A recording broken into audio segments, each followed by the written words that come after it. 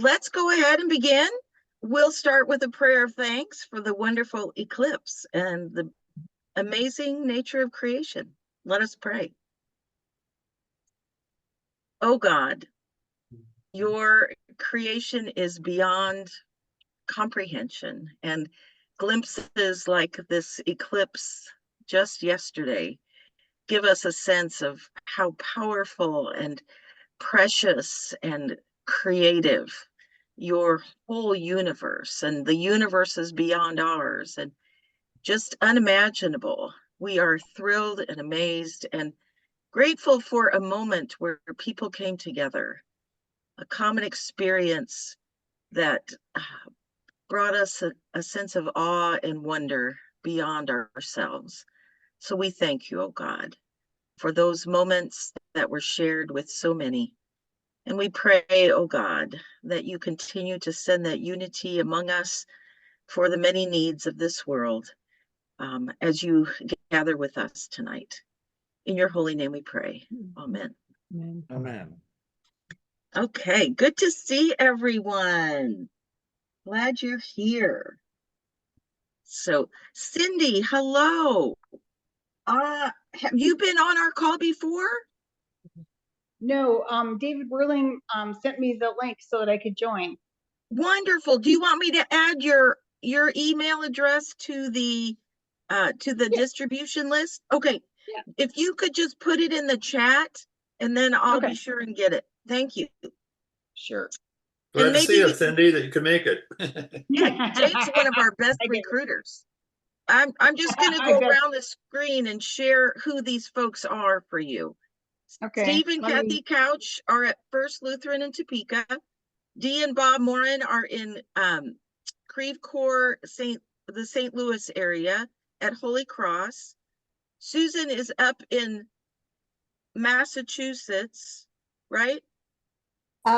No, I forgot if there was another Susan, but no, I'm in the Baltimore area. Baltimore. Okay. I don't know where I got Massachusetts, but you're out east. Lisa Brent Skelly is down in Houston, you know Dave, and then Cindy is at Bethel in the St. Louis area. So we're kind of all over the place today. Well, tonight we're gonna look at some of our resources from the month of May in the Central States Creation Care Plan, and I've asked Susan to say a few words more about the Earth Charter grants, and then Cindy is going to talk more about the Audubon Society programs that have to do with how do we give darkness so we keep the birds safe. So, and then we'll come back and look at a couple of the other areas, but I want to start with them so we be sure and have time. And as we talk tonight, before we leave, be sure and let me know if there are things you want to cover or people you want to hear from, and I can get things lined up for next month. But Susan, I'll go ahead and turn it over to you in Baltimore so that we can hear more about the Earth Charter grants that are available. Okay, so this is a little website that we put together, speaking of resources. A couple years ago when we were promoting the idea of the Earth Charter, and you'll see up here on the second line where it says grant application. We can just call that up, and it's a very simple form. If you would like to apply to your synod, you fill this out and then you select your synod. At this time, we only had 4 synods that were participating, so Central States would be right here for most of you, I think. And then you just tell a little bit about the project that you're embarking on, when you think you're going to start it, when you expect it to be finished. And then what we ask you to do, since we're promoting the Earth Charter, is you take a look through the Earth Charter and decide which pillars, which objectives apply to your project. So there's 4 pillars. there's 16 principles, and you can, they're all nicely grouped within the Youth Charter. And then within the objectives, and there's, or I should say within the principles, and there's 61 objectives. So I know it sounds like a lot, but it's fun. And then you just, you know, finish out what this is right here. At the time that we made this application, it was a $250 target that you would be asking for, and Noni, is that about the same? Yes, yeah. Okay.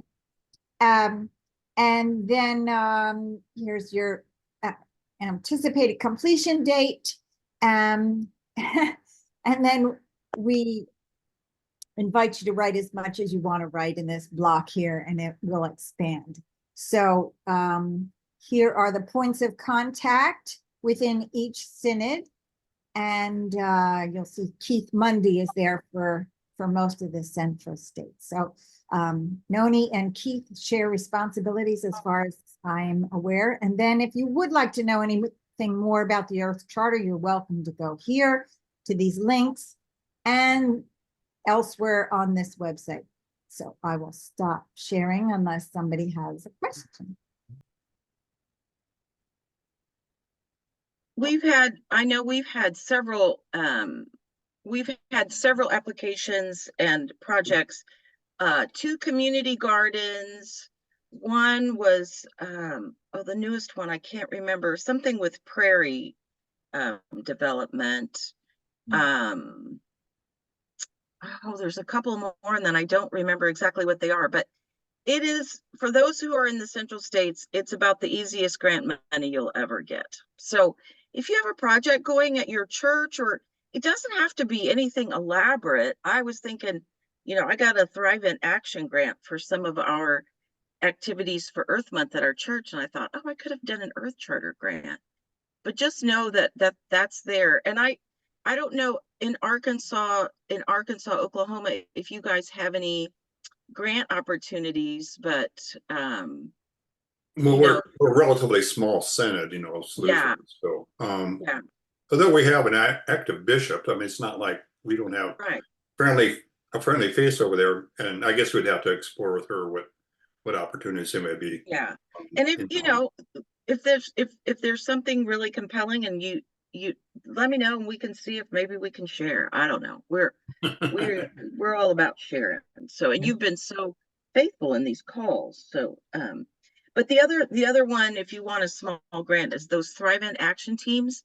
That's $250, and those are really good too if you have Thrive in members in your congregation. So the other thing too is another funding source might be ELCA World Hunger. They do a lot of grants, and they do, this is their 50th anniversary year, so that might be a place to look as well. But I don't like money to be a problem for people, so we usually try to figure out, I can't do like $10,000, but we can usually find hundreds. So yeah. Yeah, so I was just going to make a note that definitely, if you haven't already installed the programmable thermostats in your location, then that is an item that would most likely be under the 250. Oh, that's good. Yeah. Oh yeah, there's all kinds of good things. Yeah. So how do we get to that website? It's if you type in Lutherans Embracing the Earth Charter, you will get right to it. Okay, thank you. And I'll put it in the links too. I think it's on the website, but I'll be sure to put it in the links. And Yeah, Dee and Bob, if anything you put in there is halfway decent, I can guarantee you're going to get one. So what is the focus of these sort of awareness kind of thing, or are we, because with $250 you really can't build much, you know? I mean, as far as, you know, like, you know, so it's more like reach out, right? I mean, what it could be, you could ask for trees, you know, you could buy several trees for $250. Like I say, the thermostats, trying to think. You could buy recycling bins. You know, you really, there's a lot you can buy for 250, but you can't do a whole Solar garden. panels, yeah. Yeah, of course not. So I would say, I applied for one of these, I think it was in January, and I got it, and I was so excited. But we're using the money for, we had the Audubon Society come and do a site evaluation of our church property in terms of, you know, what kind of plants are there? Are they native or invasive? And they give you a whole report that you can use for long-range planning. And we're getting ready to plant, we're calling it a pollinator right of way, the strip out by the street, you know, in front of our parking lot and campus ministry house.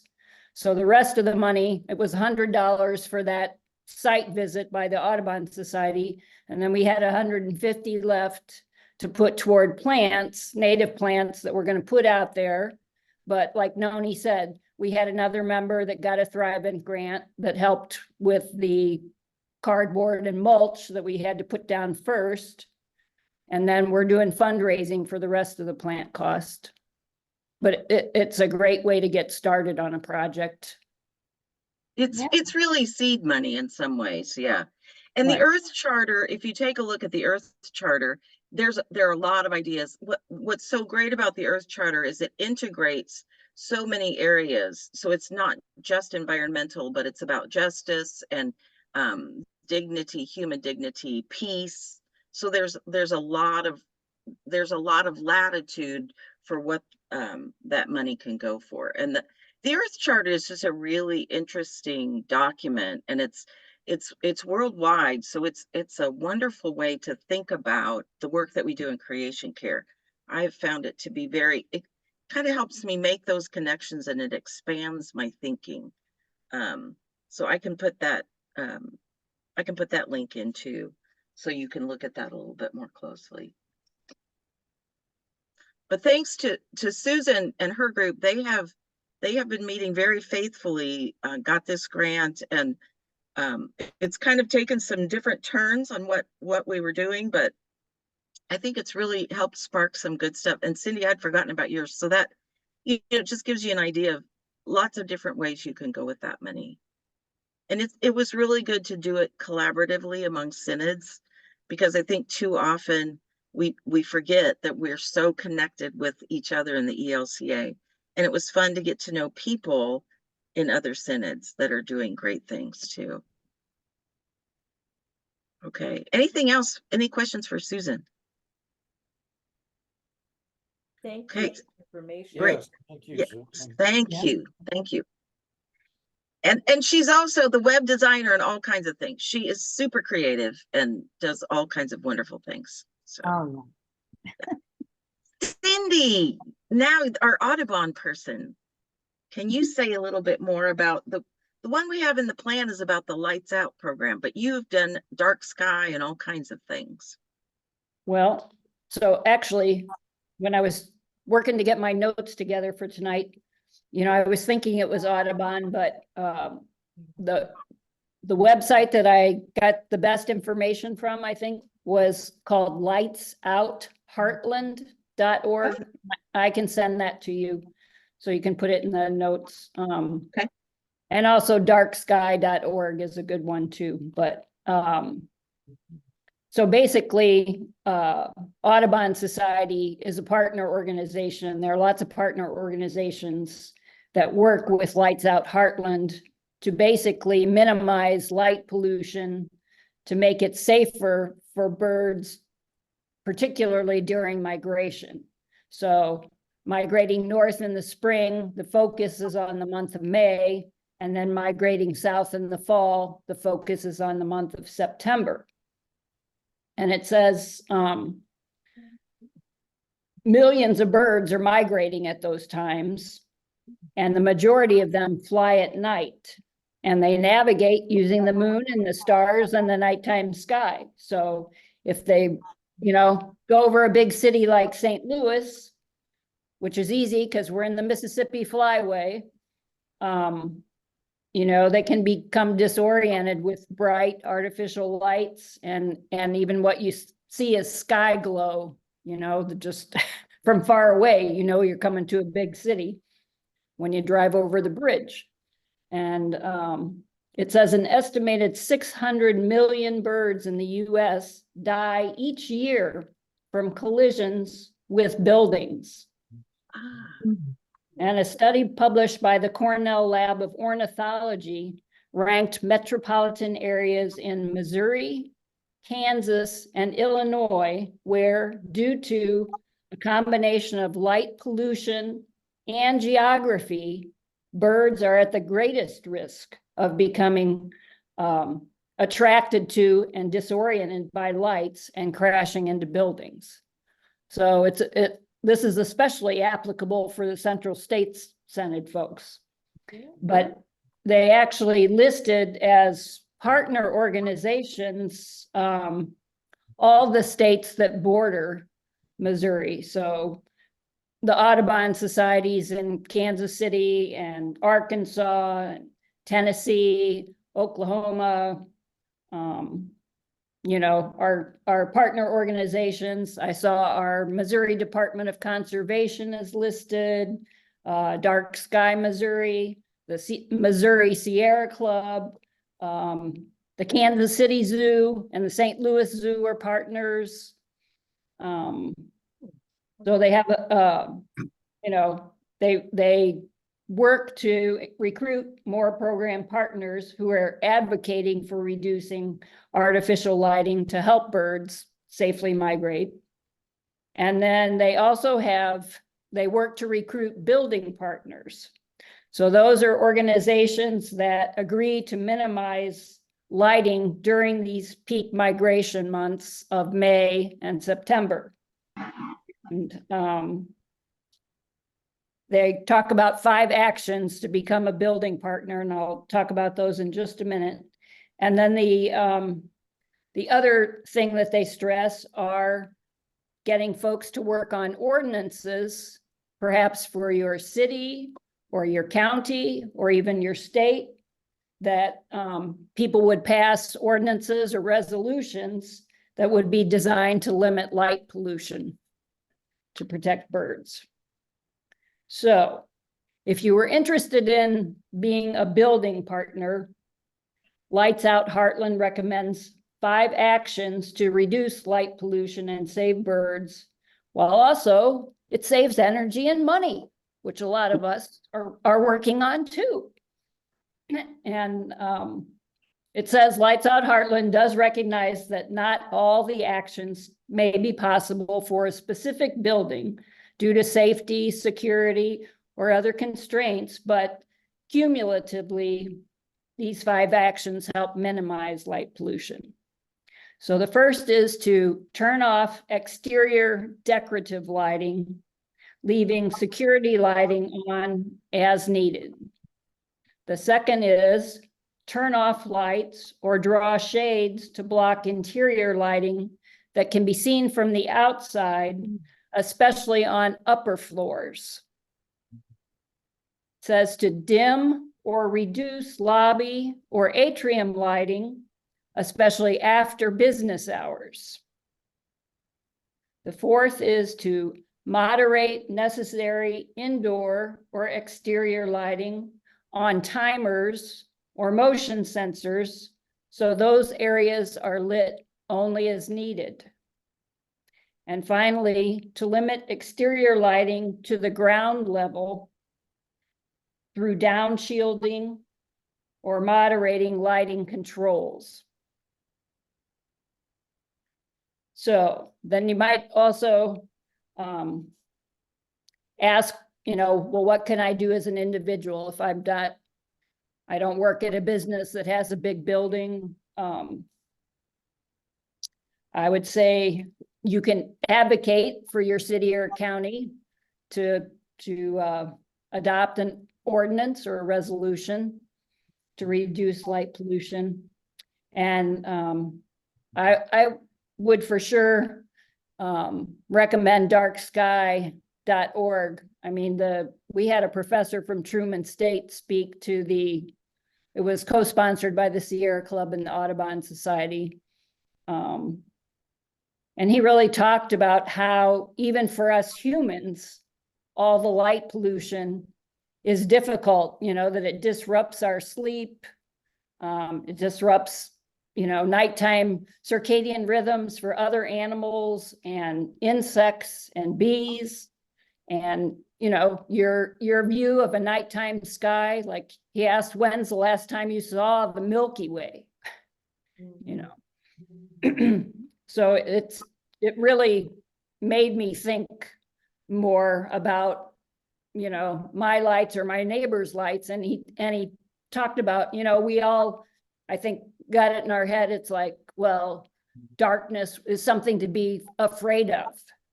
You know, we got to have all this light all the time, and what's really necessary. So, the second thing you could do is host a Lights Out Heartland event, like the one I was talking about. So I guess partner organizations agree to host one of these type events each year to raise awareness with the public.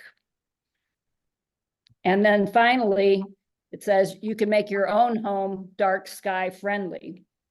And you can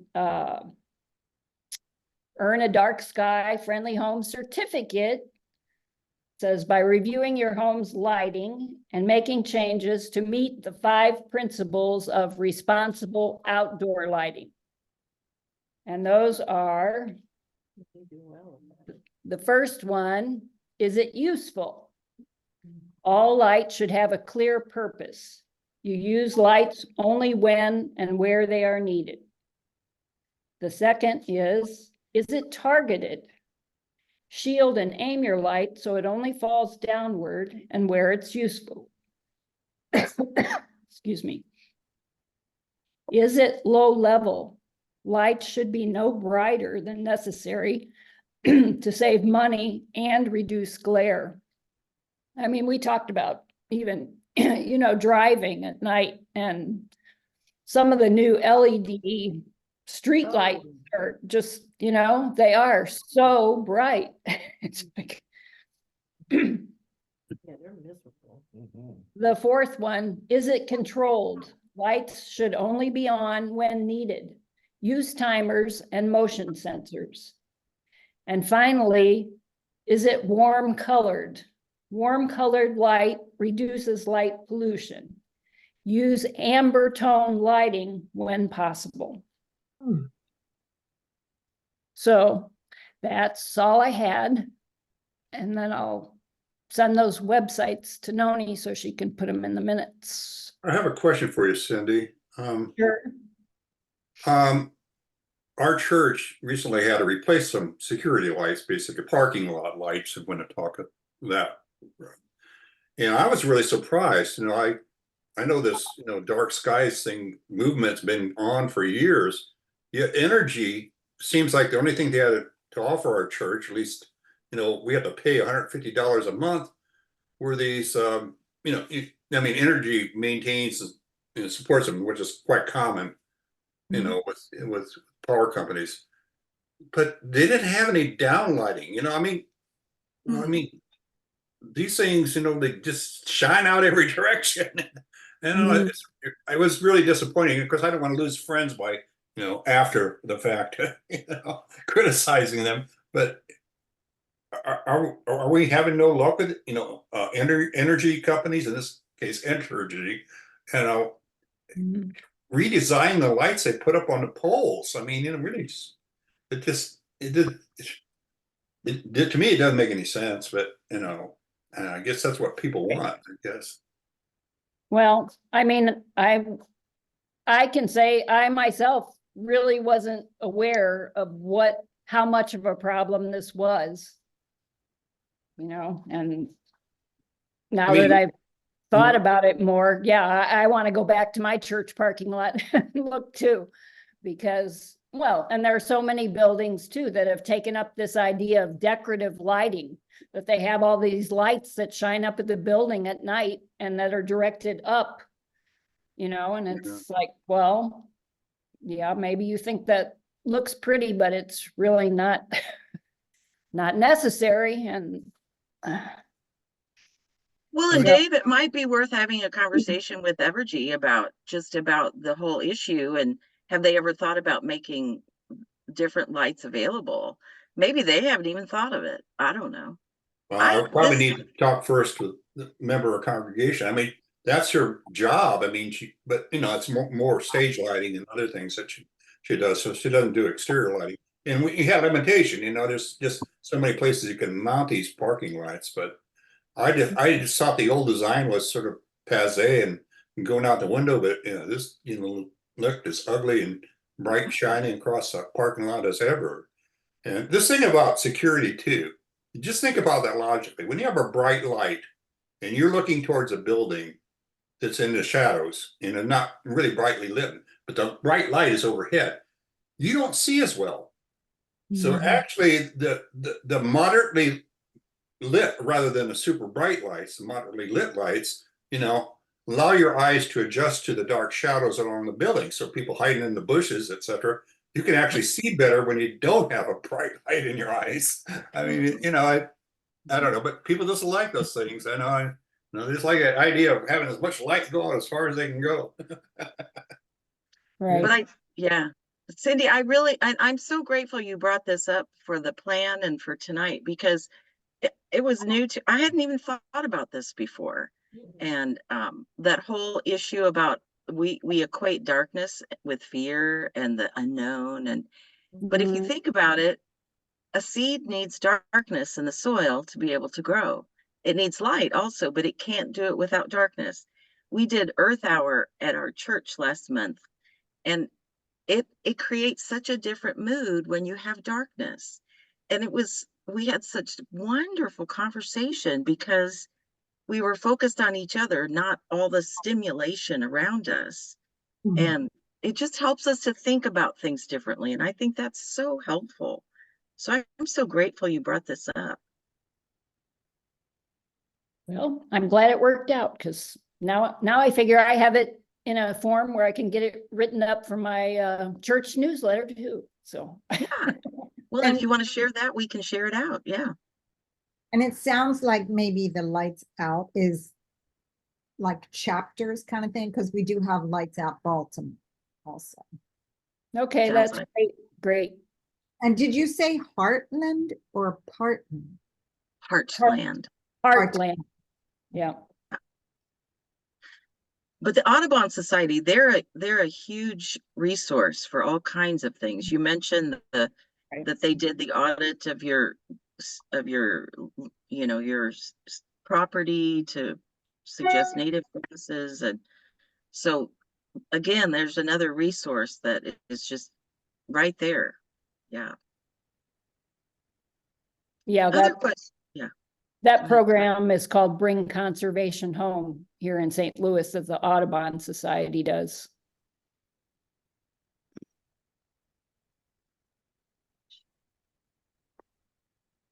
Okay. Other questions for Cindy? Conservation home. Mhm. Okay. Well, just a couple of other things just to highlight this month. I don't know if any of your congregations use All Creations Sing. The new, it's not super new now, but the hymnal supplement.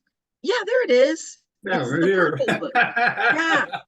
There are a lot of wonderful things in that. Very singable, and that's a great resource. And I know, like in our church, we don't have copies for everyone, but they have a license so that they can project it on the screen. So you don't have to purchase copies for everybody, but it's a way to make that available. And then also in education, the Earth's climate crisis. I'm going to share my screen and show you. This is the new social message that came from the ELCA last year. And here's the website. I can put this website in our minutes too. And then the social message comes, they now have it in a form like all the other social statements. And there will be a discussion guide that will be coming out, they said by Earth Day. So as soon as I hear about that, I will send that to you. But this is available online as well. You don't have to purchase it. You can read it online. But it's a really excellent and clear statement about the urgency of the climate crisis and what that means for our creation. So and it's really well done theologically. I think it's helpful for people to, how do we think about these issues theologically? I'm hoping we can use it in our church too at some point. Okay. So that's another resource that might be available, that might be helpful in your context. That one too, to get young people involved. I think, you know, to have a youth group with an adult group together, because young people have a lot at stake, and they think about these things. I was listening to something on the NPR about the climate issues, and 63% of young people are very concerned about climate change. And I think there are probably larger numbers of people in older generations who either think, well, it's not going to affect me or that, whatever. But young people are very concerned, and they should be. It's affecting our world all the time. So that's another thing from the ELCA.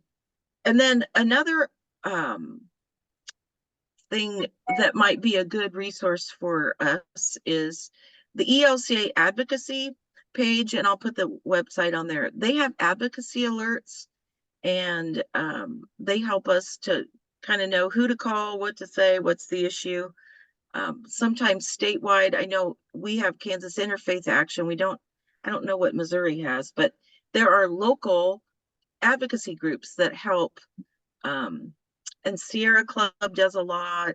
You know, this is what you need to, these are the things that are coming. Can you call your state senator, your national senator? So those kinds of alerts are really helpful. I know I just was on a call today from Kifa, and there was actually, this is very unusual in Kansas, there was actually some really good legislation passed in terms of promoting solar and expanding net metering, and they've been working on this for years. And so advocacy really is important, and it's really important that regular people like us let our voices be heard. And I like those advocacy alerts because they tell you kind of what to say and how to do it, and you don't have to figure it all out. So anyway, so those are some of the ideas that came out of the plan for this month.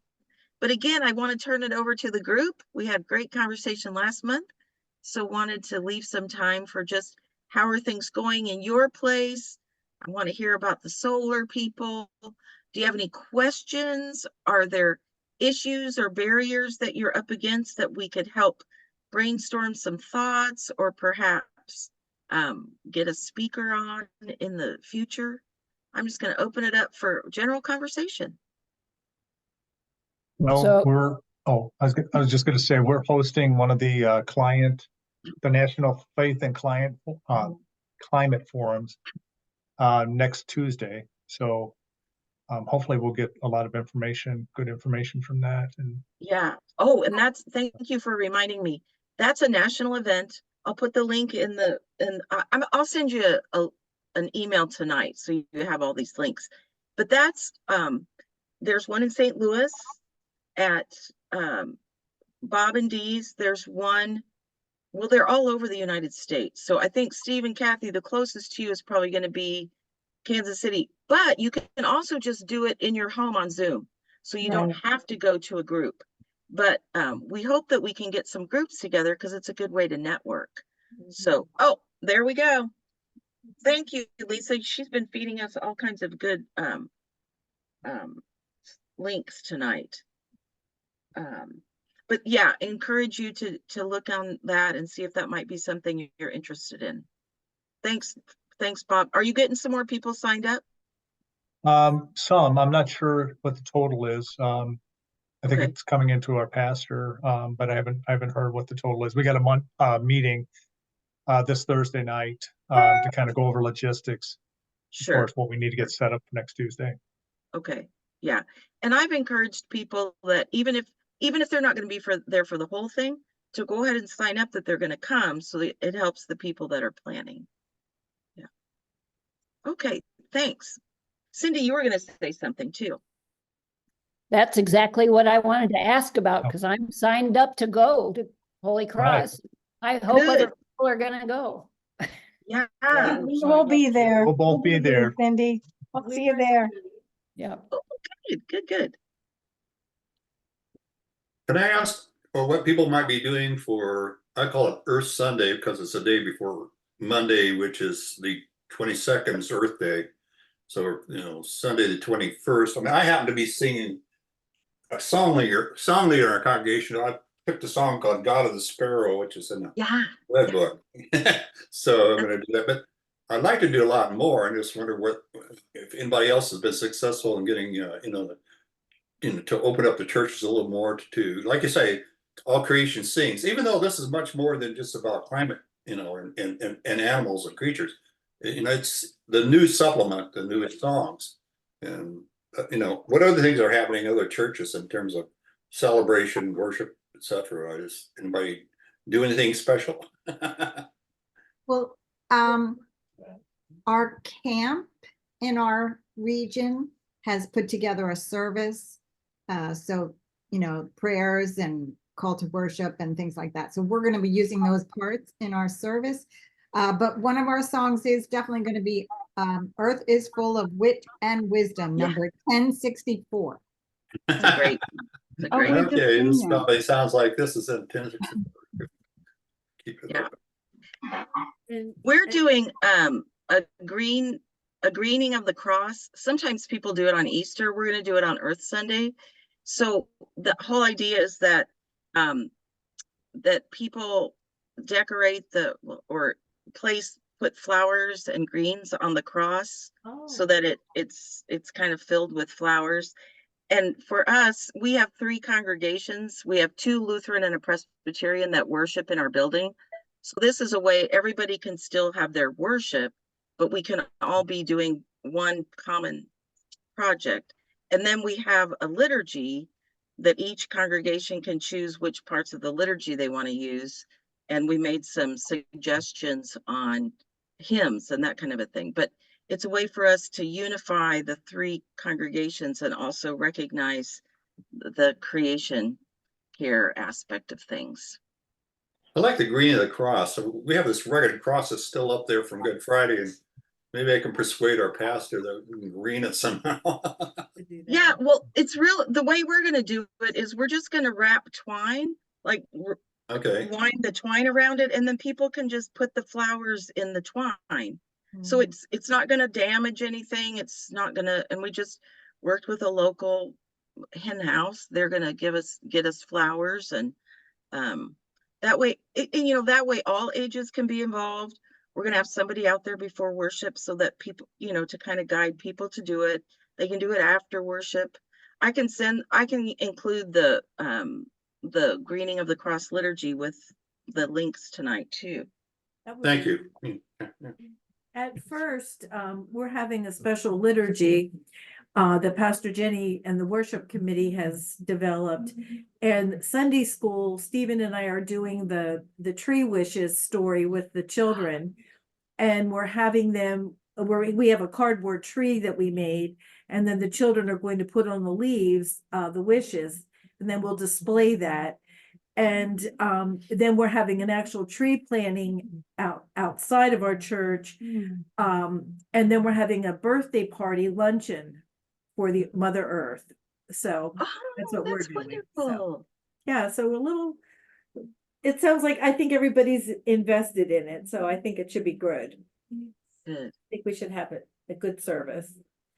Also, we'll be doing some educational activities about solar on Earth Day in preparation for a congregational vote on whether or not to go solar, which we're holding on May the 5th.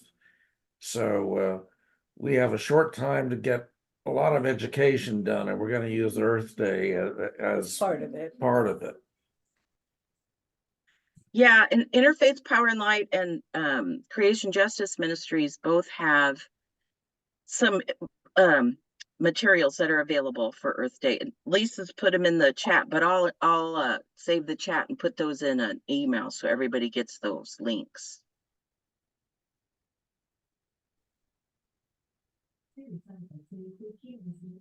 The other thing to think about for Earth Day, it doesn't have to be we've tried to do things that are manageable because we have a very fledgling group that sometimes it's 2 of us.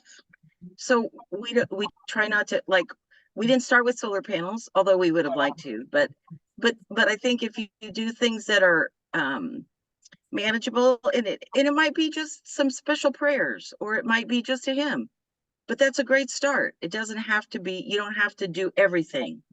And I think that we have found, like, next month, we're going to just make sure that people know where the farmers markets are. So it doesn't, and but our commitment is we're going to do something each month, even if it's just to list in the newsletter where the farmers markets are. But that way we can keep it in front of people and let them know that, oh, we are caring for creation in lots of different ways. So I think that's very important. I mean, that's my goal too at our church. You know, you can't just talk about it once a year, you know. You know, it just, you need to get going. So you got approved on your financing without any problem, right? Correct? The couches? Yes. Yes, we did. But Monday night, the council looked at 3 proposals and decided to go with Revolve. As I recall, you're negotiator in touch with Revolve also. Right. Yes, we decided to go with them, and now this will all be put to the congregation at the beginning of May. Yeah. Yeah, we stopped to look at alternative, you know, financing, and I think Revolve is the best way to go too, but we have the same problem you do. I mean, it has to go through council. Yeah, we're pre-approved for financing through Revolve, you know, but we have to get the formal vote to move forward with the congregation and all that, and Right. that may require some education. I don't know. We're That's lucky. I think a lot of people in our congregation are sort of naturally bent, at least the people in leadership are naturally bent towards going green, you know. So even though we're at the start of this process in many ways, Well, we'll we're blessed. gladly share Sure. any of our resource or any of our information that we're using to educate our congregation. We'll gladly share that with you. Well, yeah, I'd love to have that. So I don't know how easy that would be to make available, but somewhere I guess my email is at. Yeah, Well, I'll just put it on chat, I guess. I was gonna say, if we Sure, can that'd get be that, great. then we can forward you what we have and what we're doing. Okay. Mhm. Okay, let me see. Yeah, well, there's also I was on this call today, and there's some interest through Kansas Interfaith Action to do some education to help congregations. I mentioned that you guys were doing solar. There's a congregation in Prairie Village here in the Kansas City area that's just installing solar.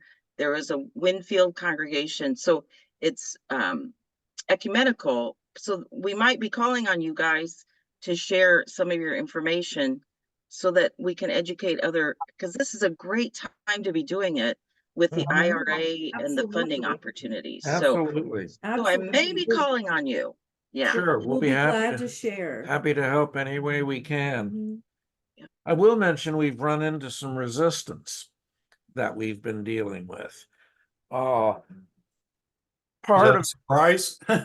yeah, no, no surprise there, right?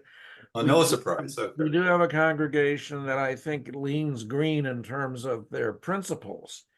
However, when it comes to money, then we run into some possible barriers. And for us, this was linked with the fact that we need to install new air handlers for our building. And this needs to be, well, the congregation and the leadership feels this needs to be done before something breaks down. And this is a very costly project. And it's coming about at the same time as the solar project. So Yeah. one problem we have is people who are saying, well, look, you got two huge expenses, the air handlers we really need to act on now, and the solar is kind of more you can put that on the wish list for a while. And we're approaching it by saying, look, we're talking apples and oranges here. The air handlers are an expense, Yeah. but the solar panels, that's an investment.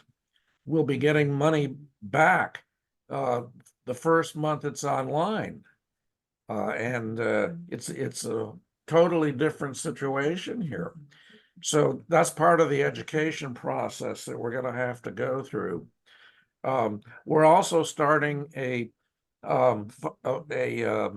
pledging campaign, which the council wrote into the motion supporting this whole thing. That we should see if there is enough interest in the congregation to actually put some money down, so this loan that we're looking to get can be paid off significantly earlier than it would be otherwise. So that we're doing in conjunction with the educational part of our process. I have a Yeah. question. Go What ahead. state are you in? Because I was told in Arkansas that we would not get money back from the energy company, which is Entergy, as David said. They won't allow the solar companies to put on more panels than you would theoretically use on a normal month.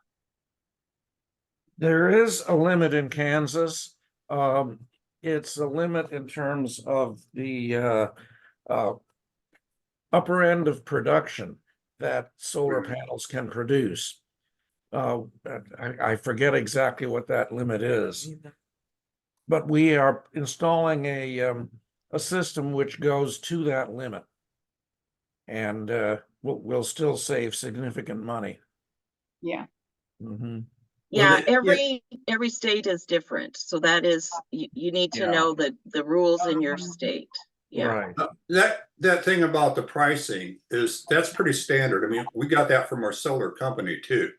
I mean, well, sure. You have to remember every public utility that has power is in the business of selling power. So if you exceed greatly the amount of solar panels that you need for your operation, not only do you engage in a large or much larger capital cost to your own place of business or your church, not only do you have to pay off a bigger bill for the solar panels, but it doesn't work out in the wash. They want people not to overinvest in solar because they have probably their own plans for solar energy production, etc. I don't know what that's all about. The other issues that came up in our church, in my mind at least, the idea of insurance. You have to concern yourself about insuring those panels, and other incidentals. Like, do you have to repair your roof before you can even put the panels on? Fortunately, we are very fortunate because we have a flat office area of our roof that can contain all the panels and has a little low wall around it, so it's actually protected from the wind. So we're in a pretty good situation there. So it's, to me, it is, and I have since the last time around, I'm not sure who here mentioned it. It is an investment loan, and I only refer to it as investment loan. I do not talk about mortgage. I do not talk about a loan. This is investment loan in securing our energy future for our church and helping with the climate too, you know? Exactly. Right, Exactly. absolutely, And that's what Yes. we're doing as well. right. So the rules vary, as Noni mentioned, state by state. So in Texas, we have net metering. So if I supply to the grid, somebody has to pay me. Right? Because I'm a generating. In fact, when you get a solar array on your roof in Texas, you have to fill out paperwork to designate your home as a generating station, Oh, wow. so Really? that you are officially recognized as an energy generating entity. Hmm. So that's how it works in Texas. But again, it depends on the state you live in. I posted Solar United Neighbors in the chat. They have a lot of resources in general on the topic of solar energy. Now, they're a national nonprofit, but they do not operate in every state. But they do have a helpline that I believe will talk to whoever calls, even if you're in a state where they don't operate. Now, if you're in a state where they don't operate, I don't know if they will be up to speed on the laws in your state around net metering and stuff like that. But I'm pretty sure that their help desk answers all calls. Great, Thank you. That's good. I'll put that link in too. And just for those who are in Kansas, Email. Bill HB 2588 will increase the allowable capacity for net metering for solar installations on homes and businesses. It passed both the chambers and is awaiting the governor's signature. So that that may be news that will even better help you guys, Kathy and Steve. That just came through this week. Thank So- you. Great, thank you. We have the opposite problem, though. We have a September 30 date of installation we have to get through because energy lobbyists, you know, took the now Republican legislature and got through this. They're changing it from net metering, in which you get, you know, where you're retail in and retail out in terms of, you know, price per kilowatt. And now we want to get wholesale in energy production, you know, so we're on the same terms as, you know, wholesale energy production from a nuclear power plant or, you know, a gas fired power plant. And so that's why we're sort of rushing to get ours done by September 30th. Doesn't change. And, yeah. and I, you know, it's anti-environment, you know, but, you know, it's what utilities companies do, I guess. Yeah. It's not going to be smooth sailing, but No. but you know, the good thing is you are well versed in what you're doing. You are theologically grounded. You are you have the right attitude about how to help educate people.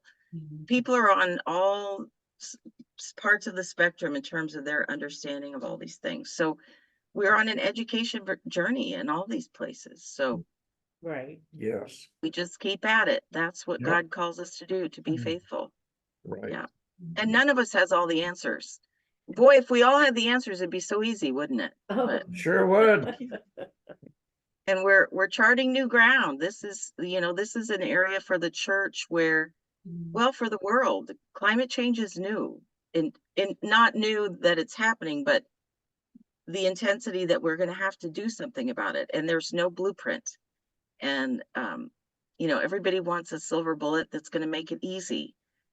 But our lives can be so much better if they were simpler. And if we really lived according to the values that we say we have. So, it's worthy of the work that you're doing. So thank you so much for your commitment to that. I mean, the hardest thing I think for me is saying too much, you know, and sometimes you have to learn to, you know, just let things happen in its own time, you know. Right. What's that prayer, you know, Lord, you know, So let's change the serenity things prayer. we can. Serenity to, yeah. Yeah. Right. And I think too, to really listen to what people's concerns are, because you learn a lot when you listen, and then you can really address the concerns they have. Yeah. Because when you talk with congregations too, there's a lot of, there's a fear of change. People have a lot invested personally in that congregation. And so if we can honor that and still make change, people come along a little bit better. But it's hard. There's a lot of there are a lot of complexities to dealing with congregations. So, but I think the best thing is that we just continue to love each other, and even if we can disagree, but we can still love one another and grow together and learn from each other. Very true. Well, we have had another great session. I love this group. I love getting together with you every month, and thank you for continuing to show up. Again, if there are things that you want to hear about, or we'll continue to go through the plan each month and hear from different people who have experienced different things. But I'm always open to find a speaker if you're interested in hearing about something in particular. So thank you all for being here. Have a wonderful Earth Sunday and Earth Month, and happy birthday, Mother Earth. I love that. And thank you again, Susan and Cindy, for sharing with us tonight. Cindy, other Cindy, so glad you came.